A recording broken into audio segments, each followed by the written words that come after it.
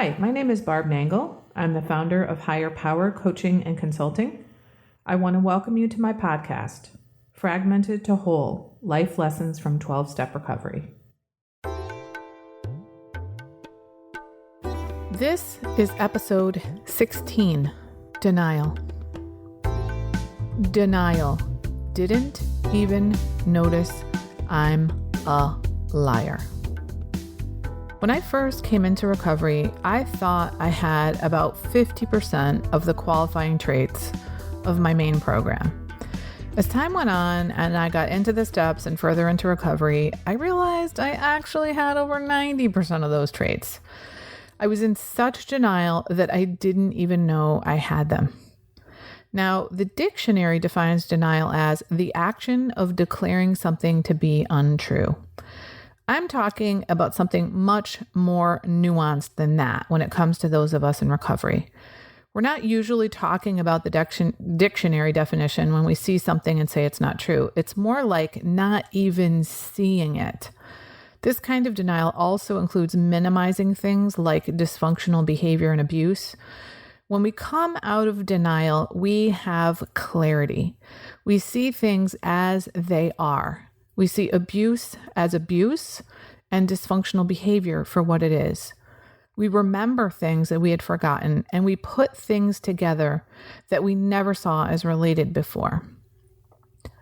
It's my understanding that denial is so rampant for people in recovery because denial is the glue that holds dysfunctional families together.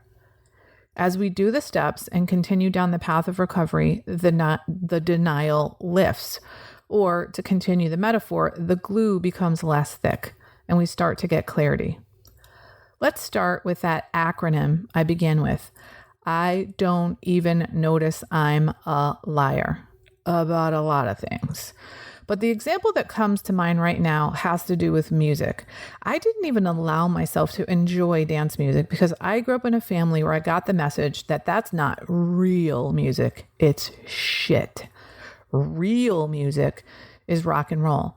And I bought that hook, line, and sinker. And then one day I was listening to the radio and Hotel California by the Eagles came on and I hit a wall. That's it. I said, I don't ever want to hear that fucking song again. Now, don't get me wrong. It's a great song and the Eagles are a great band. But they have hundreds of great songs and only about 6 of them get airtime. So I was done. I started using the search and scan buttons on the car radio. And if I liked something, I listened to it. I didn't know what genre it was, what group it was, what year it was from, what album it was from, or even the name of the song. And I didn't care. My only criteria was, do I like it? As a result of my upbringing, I hadn't even allowed myself to realize that I liked other kinds of music. So when I told people I didn't like dance music, I didn't even know I was lying because I didn't even know that I liked it.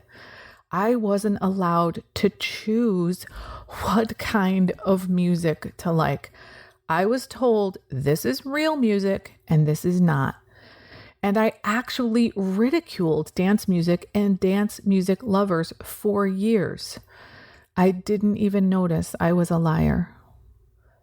Then there's not seeing dysfunctional behavior for what it is.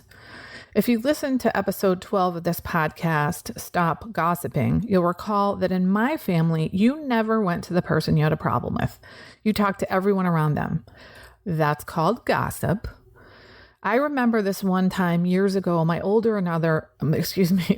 brother and I were aghast at my younger brother when he directly asked our mom, "Did Dad cheat on you?" We were like, what the fuck were you thinking? Asking Mom that? It was just not an option for us. And we were absolutely stunned that someone would go directly to someone involved in a situation to get information about that situation. It seemed crazy at the time. Now I can see that we'd become so accustomed to indirect communication that to us, it was normal. You may wonder why a sibling from the same family had the wherewithal to break that pattern of indirect communication, and I really don't know. The only thing I can think of is that he was significantly younger than the two of us, and essentially he grew up in a really different family than we did. And then there's denying abuse. When I was 17 and again when I was 18, my father tried to strangle me. It wasn't until I was almost 30 that I understood those episodes as abuse. I had to be told by a therapist that that was abuse. Until she said that, I honestly believed I deserved it and I didn't recognize it as abuse, even though I had studied things like abuse in my college courses. I still didn't see it. Here's the kicker. The catalyst for him strangling me the first time was that I got a D in physics and burned my report card because I didn't want him to see the comment on the report card which said, "Not working up to potential." When my father found out about this, he lost his shit and went right for my throat. I can see now that that is very clearly abusive behavior, and that a parent's job, especially a father, is to protect their children from harm, not to harm them. But not only did I not see it as abuse for over 10 years, I actually thought I deserved it for getting a fucking D and burning my report card. That's how thick the denial was. Denial also includes forgetting things. When we come out of denial, we remember. And sometimes the memories are not things we had forgotten entirely, though for some people it is. One of my friends in recovery knew she'd been sexually abused as a child, but she couldn't remember who did it. Then, as she got further into her recovery, she remembered who it was and what happened. Sometimes we remember something we haven't thought about in a long time. Like I recently remembered a couple of car accidents I had when I was 16, after which my father absolutely screamed at me. In all the step work I'd done, recounting incidents of my life over and over again, neither of these traumatic events had come up. What was cool this time, though, was when they came up and instead of saying, "My father was a dick, that's why he screamed at me," which is what I always used to say about him all the time, I realized a few things this time. One, it was probably something that was done to him. Two, he simply didn't have the wherewithal to say, "I'm scared that you almost died." And three, maybe even, "I'm sorry I couldn't protect you." There's so much of my life before recovery that I was completely blind to, that I can see with crystal clarity now.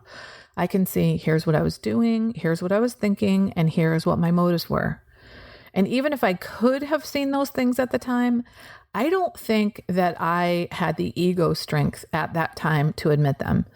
And I think perhaps that was my psyche protecting me. In this instance, I'm really not sure why I didn't remember those accidents and my father's response until recently, but I know that this time I had compassion for my father in a way I never had before because of my recovery. His behavior was not acceptable, and of course, it was dysfunctional, but at least now I understand, possibly anyway, where it came from. And I'm no longer in denial about the dysfunction. The last thing I'll say about the denial is that as it lifts, as the glue thins out, we sometimes put together things that we never saw as related. One example from my family that seems fairly obvious now has to do with my father and his mother. The story in my family was that my Grammy Nangle, my dad's mother, was a hypochondriac. Now, I have no idea whether she was or not, but that's what the story was. Well, guess what my father did? He became a pharmacist. He became a pharmacist to cure his mother. That seems so obvious now, but I never saw a connection between those things until I was in recovery and looked at my family patterns. So, One of the rewards of recovery, a huge one, is that we come out of denial and we remember. In this case, denial is not simply declaring something as untrue, as it says in the dictionary. It's more like not even seeing it. It's minimizing things like dysfunctional behavior and abuse, or not identifying them as abusive and dysfunctional, forgetting things either entirely or for very long periods of time, and not putting things together that are connected. I hope that sharing my journey out of denial and into clarity has been helpful to you.